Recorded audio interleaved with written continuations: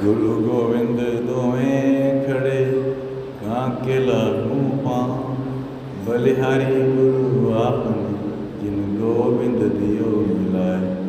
गुरु ब्रह्मा गुरु विष्णु गुरुदेव महेश्वर, गुरु साक्षात परब्रह्म तस्मै श्री गुरुदेवाय नमः। सर्वप्रथम हम अपने गुरुवर श्री सुधांशु महाराज के चरणों में शत शत नमन करते हैं। आज रामकृष्ण मंदिर के प्रांगण में उपस्थित हमारे हरियाणा के प्रभारी आदरणीय रामनारायण रावल जी, श्री यशपाल चौधरी जी, इंद्रचूक जी, उपस्थित भाई और बहनों, आप सबको मेरा सादर हरिओम। हमारे महाराज जी कहते हैं कि हर व्यक्ति का कोई ना कोई आदर्श होना चाहिए। जैसे एक छोटा बच्चा है, उसका आदर्श उसकी माँ होती है, तो वो माँ के जैसा बनने की कोशिश करता है। बड़ा होता है, पिता उसका आदर्श बन जाता है, तो वो पिता की तरह बनने लग जाता है, वैसी एक्टिंग करता है। और बड़ा होता है, स्कूल जाता है, तो स्कूल के टीचर्स उसके आदर्श बन जाते हैं, वो वैसे ही व्यवहार करने लगता है। तो हमारे महाराज जी कहते हैं बड़ों के भी सबके अपने आदर्श होने चाहिए। आदर्श अच्छा होगा तो हम भी अच्छे बनेंगे। जितना ऊंचा आदर्श होगा, हमारे विचार भी उतने ऊंचे होंगे। आदर्श कोई भी हो सकता है, हमारे गुरुवर हो सकते हैं, हमारे इष्ट देव हो सकते हैं, या हमारे समाज में जो समाज का कल्याण करने वाले लोग हैं वो लोग हो सकते हैं। इतना जरूर है, अच्छे लोगों को ही अपना आदर्श बनाएं। यदि हम गलत लोगों को, राक्षस प्रवृत्ति के लोगों को अपना आदर्श बनाएंगे तो हम भी राक्षस प्रवृत्ति के बनेंगे। अच्छे लोगों को बनाएंगे तो हम भी अच्छे बनेंगे। तो महाराज जी कहते हैं भगवान राम जो हैं सर्वोच्च आदर्श है। दुनिया में सबसे बड़ा आदर्श कोई है तो भगवान राम है। तो आज हम भगवान राम के बारे में चर्चा करेंगे।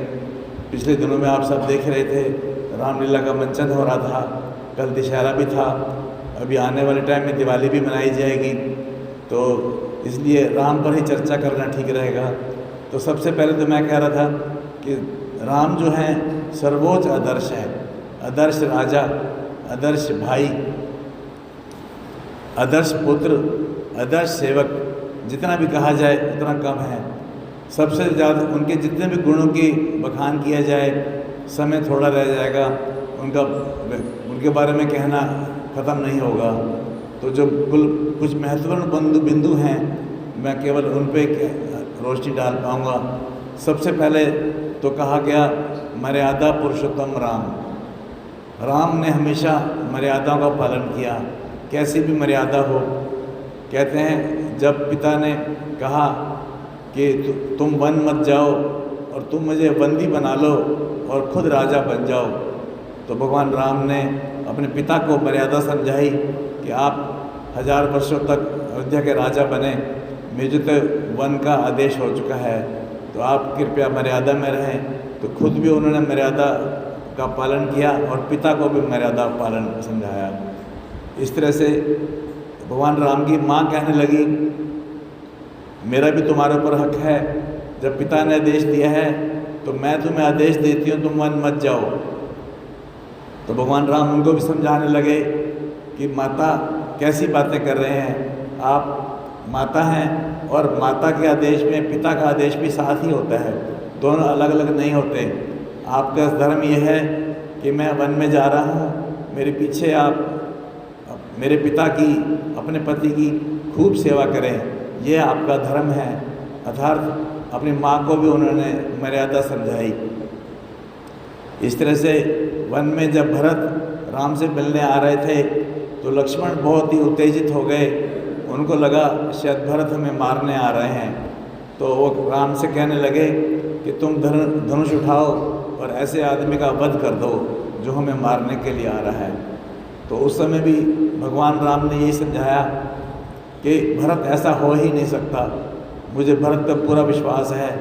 हाँ लक्ष्मण, यदि तुम्हारे दिल में कोई पाप आ रहा है तो मैं भरत को कहूँगा तो अयोध्या का राज्य तुम्हें दे देगा। कहने का अभिप्राय ये कि लक्ष्मण को भी उन्होंने मर्यादा समझाई।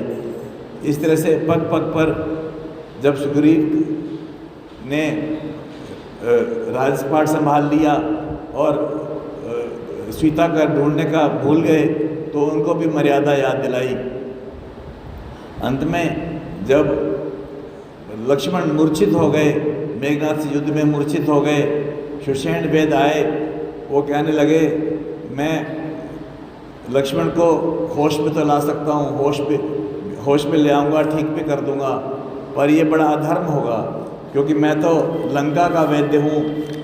उन्होंने कहा मैं वैद्य रावण के घर का किस तरह से ऐसा काम करूं, अनुचित ये होगा लंका के दुश्मन का जो आराम करूं। हे राम, मैं रावण का चिकित्सक हूं, परंतु आपके कहने पर आपके भाई का इलाज कर सकता हूं। यदि आप लंका के शत्रु को लाभ पहुंचाने का अधर्म अपने ऊपर ले लें तो मैं लक्ष्मण को बचा सकता हूं। तो राम सुनते ही बोले जिस धर्म हेतु निज राज्य छूटा, जिस धर्म हेतु निज राज्य छूटा, मेरे पूज्य पिताजी का मरण हुआ, उसी धर्म हेतु यदि लक्ष्मण मरता है तो मर जाए, पर आवाज़ यही होगी कि मेरा धर्म जाने ना पाए, मेरा धर्म जाने ना पाए। निश्चित ही राम मानवीय मूल्यों के सर्वोच्च आदर्श हैं। उन्होंने कभी भी अपने मूल्यों के लिए समझौता नहीं किया। उनके जितने गुणों का व्याख्यान किया जाए कम है। केवल मैं मेन बिंदु आज आपको स्मरण कराना चाहूँगा। भगवान राम बहुत धैर्यवान हैं, रघुवीर हैं, साहसी हैं, न्यायी राजा हैं, बहुत उदारवान हैं, चरित्रवान हैं, कृतज्ञ रहते हैं, सरल हैं, दृढ़ प्रतिज्ञ हैं। कहते हैं रघुकुल रीत सदा चली आई, प्राण जाए पर वचन न जाई। तो हमेशा अपना प्रतिज्ञा के पालन करते हैं, सत्यवादी हैं, सहनशील हैं, रक्षक हैं, भक्त वत्सल हैं, कुशल योद्धा हैं, गुरु की सेवा करते हुए अच्छे शिष्य हैं, सरल हैं। जितना भी कहा जाए कम है। सारांश में इतना ही कहूँगा, हम सबका एक आदर्श होना चाहिए।